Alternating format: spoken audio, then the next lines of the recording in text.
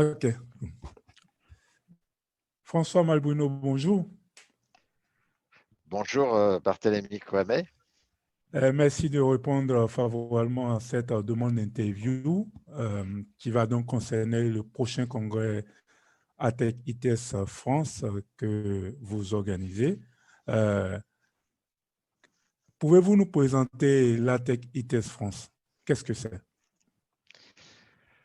ATEC ITS France est une association qui a été créée il y a maintenant près de 50 ans. Dès sa création, on a construit le principe d'avoir un congrès annuel en janvier de chaque année. Et donc, nous aurons cette année notre 48e congrès annuel en 2021, janvier 2021.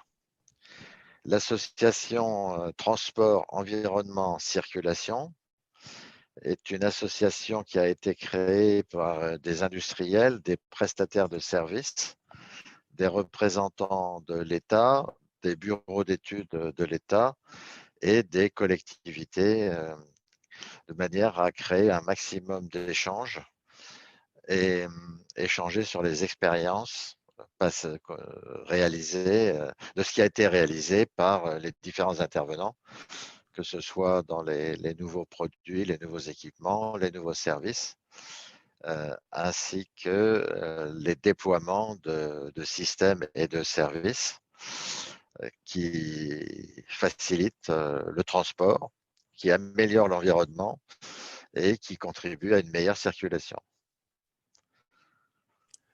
Merci beaucoup pour cette Voilà. Je présentation rajoute de juste l'association. ITS France, ITR France, donc ITS Intelligence dans les transports et leurs systèmes et services, donc a été ajouté à ATEC ITS France en 2000,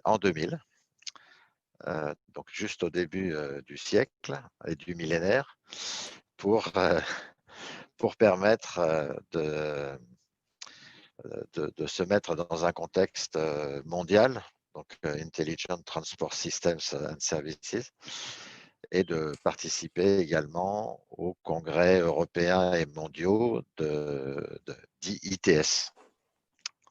Voilà, ERTICO en Europe et ITS Japan et ITS America. ITS America. Merci beaucoup, Président.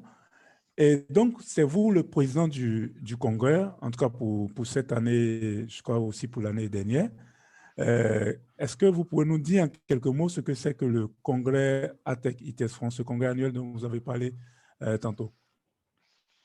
Donc, le congrès annuel a pour objectif de permettre aux différentes parties prenantes, comme je l'ai indiqué tout à l'heure, hein, donc les industriels prestataires de services, les bureaux d'études, les représentants de l'État et les collectivités, qu'elles soient territoriales ou municipales, de faire un point sur les avancées en technique, en technologie, en service et en efficacité sur tout ce qui peut se développer dans le contexte du transport, de l'environnement, puisque c'est un sujet qu'on a commencé à traiter dès le départ, dès la création de l'association, et de permettre de partager tous ensemble notre expérience et nos compétences. Donc, dans le congrès, il y a 3 volets principaux. L'un qui est le premier volet, c'est une exposition qui comprend 60 à 70 exposants dans les domaines que j'ai indiqués. Il y a des communications faites par des personnes qu'on a sollicitées et qui viennent présenter leurs expériences, leurs produits, leurs projets de développement et les déploiements qu'ils ont faits. Donc, chaque année, on a environ, enfin actuellement, au début c'était moins que ça, hein, mais actuellement, on fonctionne avec plus de 150 communications réparties en une trentaine d'ateliers. Et le troisième volet, c'est un lieu de rencontre et de partage qui conduit à ce que le maximum de gens puissent se rencontrer. OK. Cette année, enfin, l'année prochaine, la 48e édition va se faire sur 3 jours. Je pense que c'est une innovation. Pourquoi 3 jours alors que c'était 2 les années précédentes? Donc, on est passé à 2 jours et demi, plus que 3 jours, je préfère dire 2 jours et demi, avec une matinée qui aura lieu le mardi, et puis les 2 journées du mercredi et du jeudi, donc 19, 20 et 21 janvier 2021. Donc, ce congrès nous donne sur 2 jours et demi la possibilité de construire un partenariat avec une entité qui s'appelle Mobilicité, qui, sur 3 matinées, fera ressortir des enjeux sur l'énergie et la motorisation, sur l'accessibilité entre les villes et les territoires. Et puis, le fameux thème de mobility as a service, que je préfère dénommer mobilité, accessibilité, autonomie et service. En OK, français, puisqu'on parle français. bien sûr, bien sûr. Donc, vous serez donc à la 48e édition, 48 ans après ce congrès. Pour vous, quels sont les acquis? Qu'est-ce que les acteurs ont gagné et qu'est-ce que les participants ont gagné? Ah, c'est une question difficile, hein. Donc, en un an, qu'est-ce qui s'est passé? Beaucoup de choses. Ouais. Mais Beaucoup de choses. on approche la cinquantaine, le cinquantenaire donc, du congrès. Donc, on peut déjà commencer à faire le bilan. Ah, sur 50 congrès? Oui, aujourd'hui, aujourd'hui, qu'est-ce que cela a apporté aux acteurs, mais surtout à la mobilité, à la mobilité. Selon vous, le congrès, qu'est-ce qu'il a apporté à la mobilité? Qu'est-ce qu'il va apporter? Euh, euh, Qu'est-ce qu'il a déjà apporté? Et on fera le point du prochain plus tard. D'abord, le congrès, chaque année, fait, fait partager aux participants, donc environ 2000 participants chaque année sur les dernières éditions. Le congrès fait partager des événements qui se sont passés, donc des mises en service, par exemple. Il fait également appel à une présentation des nouveaux projets. Bon, on peut citer le Grand Paris, des nouvelles technologies, des nouveaux services. On peut citer le véhicule automatique ou aussi le véhicule autonome. Le développement de la vidéo, avec tous les équipements associés à la reconnaissance du trafic, la reconnaissance d'une situation dans un contexte donné. Qu'est-ce qu'on peut dire d'autre? Anissa, d'autres idées? Oui, le congrès est également un facilitateur de rencontres, donc qui permet dans un seul événement de pouvoir rencontrer plusieurs entreprises qui sont difficiles à organiser, hein, parce que pour obtenir des rendez-vous, c'est souvent très difficile d'organiser des rendez-vous. Et là, en 2 jours et demi, en fait, on peut rencontrer énormément d'entreprises et ça peut aboutir souvent à des contrats et à des rencontres d'entreprises qui n'ont pas l'habitude de pouvoir se voir. Voilà, ça c'est une chose. Donc, le congrès présente également énormément de conférences. Pour le congrès 2021, on compte plus de 141 interventions de communication qui sont présentées. Donc, c'est formateur. C'est également formateur. Il pousse également, on a également une exposition, donc on pousse également des startups à se présenter lors de ce congrès, qui sont des petites structures, et on leur permet voilà, de pouvoir présenter leurs produits, des nouveautés innovantes souvent. Voilà, je pense que je pense que c'est déjà beaucoup, et ça permet également de faire lors de ces rencontres la possibilité pour des structures d'activités différentes qui n'ont pas l'habitude de travailler ensemble, voilà, de pouvoir en fait voilà, se rencontrer et avoir des idées communes sur des projets qui sont parfois travaillés séparément. Merci beaucoup Anissa Merabet.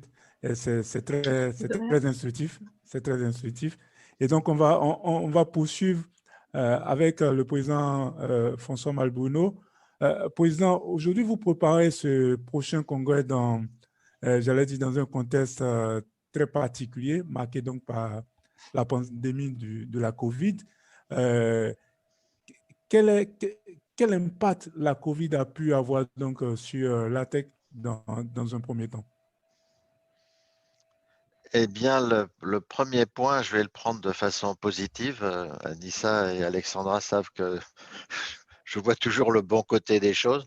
Ça nous a obligés à nous remettre en question et dès le départ à prévoir ce congrès de façon à ce qu'il puisse se tenir, ce qui n'est, on peut le dire, toujours pas gagné, mais enfin, on fait tout pour que ce congrès puisse se tenir. Et il nous stimule également au point que dans un des thèmes du congrès, on a intégré le thème innovation, et avec un sous-titre en période de crise, l'innovation accélère. Donc, je dirais que je ne dis pas que le Covid est une bonne opportunité, je n'irai pas jusque-là, mais en tout cas, elle nous oblige à vraiment réfléchir à toutes les solutions qui vont permettre aux participants, aux exposants, à ceux qui vont faire des communications, pour leur permettre de participer, d'être présents et de montrer que la vie continue et qu'on a envie de poursuivre le déploiement, l'innovation, les nouveaux services, et que le maximum de gens soient associés à ces actions. Justement, si vous devez faire une communication donc, sur la mobilité à l'heure du COVID-19, comment voyez-vous donc cette mobilité à l'heure de la COVID-19?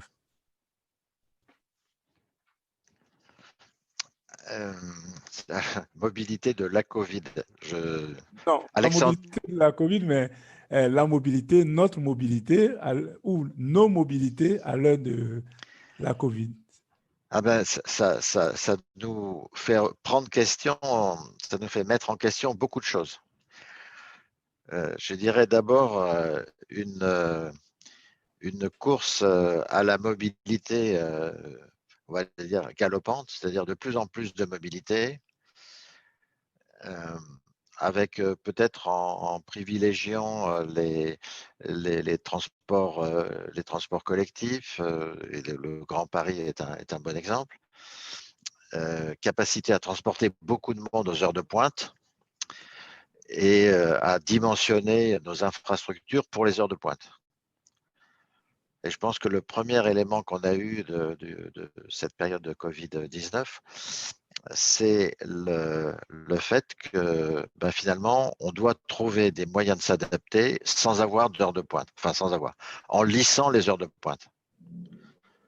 Et ça a été quelque chose qui se déploie actuellement avec la notion de travail à distance. Donc, c'est la réduction du nombre de gens qui se déplacent, la possibilité de modifier les horaires en travaillant à des horaires décalés. Horaires décalés qui peuvent dire qu'on travaille la moitié du temps à distance et puis une autre moitié en se déplaçant, mais avec des horaires variables et modifiables. et aussi bien moi-même que Alexandra et Anissa et beaucoup d'autres, on s'est mis dans ce modèle d'optimisation de la mobilité, de dire si on n'a pas besoin de se déplacer, on l'évite. Évidemment, par derrière, ça implique qu'on ait des outils adaptés, des outils logiciels, bien sûr, mais aussi des outils matériels. Alors, on est avec nos casques, on fonctionne en vidéo, on a une bonne qualité de communication, on peut enregistrer, toutes choses qu'on ne faisait pas facilement ou automatiquement précédemment. Mais là, je dois dire que quand je travaille avec Anissa et Alexandra, mettre une conf call, ça devient automatique. On met la caméra, on se fait des petits sourires, un petit coucou, voilà. Donc, voilà. Et donc, je pense que c'est une nouvelle vision de la mobilité. C'est aussi je sais pas la découverte, mais on se rend compte que la voiture individuelle partagée ou pas partagée d'ailleurs, voire avec des automatismes, est un outil fantastique de mobilité pour tout le monde, avec beaucoup de souplesse, beaucoup d'adaptabilité et dans un contexte sécuritaire du point de vue du Covid qui est extrêmement efficace. Bon, ça, tout le monde le sait. Donc, innovation qui en découle, c'est beaucoup plus d'informations, beaucoup plus d'outils de communication, de mise en place de conférences, sans pour autant, conférences à distance, sans pour autant considérer qu'on n'a pas besoin de se rencontrer. On a besoin de se voir, on a besoin de se rencontrer et on espère qu'on pourra de nouveau se prendre dans les bras quand on se rencontre dans les, dans les congrès, sur les exposants, sur l'exposition et lors des conférences pour pouvoir se parler, se reconnaître et se dire « Ah, c'est bien de vous revoir. » Voilà. OK. Alors, je voudrais ajouter un petit mot, Oui. je ne sais pas si vous l'avez prévu, Barthélémy. Alexandra travaille beaucoup pour ce congrès dans le cadre de la communication. J'aimerais qu'elle nous OK. dise un petit mot sur ce qu'on appelle le sponsoring. OK. On peut y aller? Alexandra, je te laisse parler. Alexandra Samy, donc. Ah, il faut que tu mettes ton… Voilà. Oui. Oui, alors on a plusieurs sponsors à ce jour qui ont décidé de soutenir le 48e congrès ATEC TS. On a Aegis, APRR, Eiffage, sous le nom d'Orsalis. Et est-ce que j'en oublierai Anissa? Oui, il y aura CETAC également. C'est en cours. Et il y a également en effet des offres de sponsoring qui sont toujours d'actualité. Les sacs du congrès. Les sacs du congrès, il y a également la possibilité d'avoir une visibilité sur les déjeuners et également via la documentation remise dans les sacs. Et tout ce qui est communication digitale, c'est-à-dire via les newsletters, le site du congrès, les réseaux sociaux. Et mais surtout en fait, il y a la possibilité de personnaliser chaque offre de sponsoring, parce que chaque entreprise a des besoins différents pour leur communication et leur visibilité. Donc ça, c'est tout à fait possible. OK. Merci Alexandra. Beaucoup, Alexandra Samy. Et donc, justement, la question qui suivait, c'était, Monsieur le Président, est-ce que vous pouvez nous rappeler un peu les chiffres marquants du congrès de 2021? Tout à l'heure, vous en avez parlé, mais est-ce que vous pouvez nous résumer un peu ces chiffres en termes de visiteurs attendus, en termes de participants, en termes de sponsors, en termes mais aussi en termes d'objectifs. Hein, quels sont les objectifs, les grands objectifs visés par le congrès de 2021? Donc, le premier objectif, je vais partir de là, hein, le premier objectif, c'est de permettre à un maximum de gens de se rencontrer, y compris en tenant compte de la particularité de la situation actuelle que nous avons en France et en Europe sur le Covid. Ça, c'est le premier objectif, c'est permettre aux gens de se rencontrer. Et on a eu beaucoup moins d'occasions de se rencontrer en 2020 que les années précédentes. Donc, c'est le premier objectif.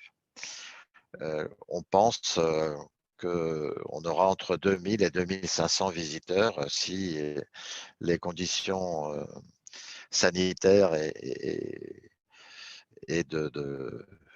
disons, prises par le gouvernement nous permettent de le faire, mais on est parti sur une approche de ce type-là, entre 2000 et 2500 participants qui seront en mesure de participer à des séances de présentation, donc 4-5 présentations par atelier qui durent 1h30 à 2 heures, avoir les possibilités pour eux de visiter le congrès, l'exposition, pardon, et puis de nous offrir la possibilité de passer des bons moments ensemble, peut-être au moins un cocktail, et bien sûr des tables rondes qui permettent de faire partager des points de vue différents avec un animateur qui suscite des débats.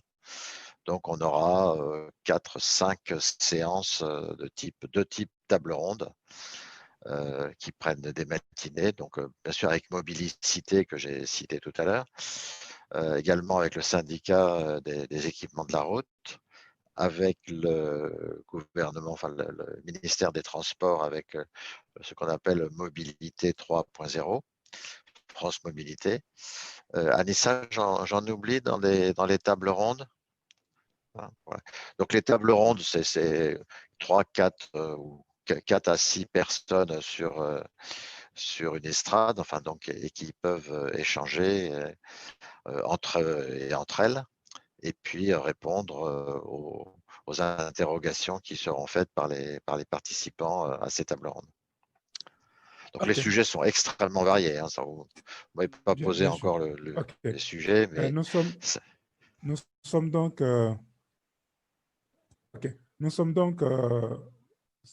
c'est bon, président? Oui, c'est bon, je vous entends. OK. Oui. Donc, nous sommes donc presque au thème de cet entretien.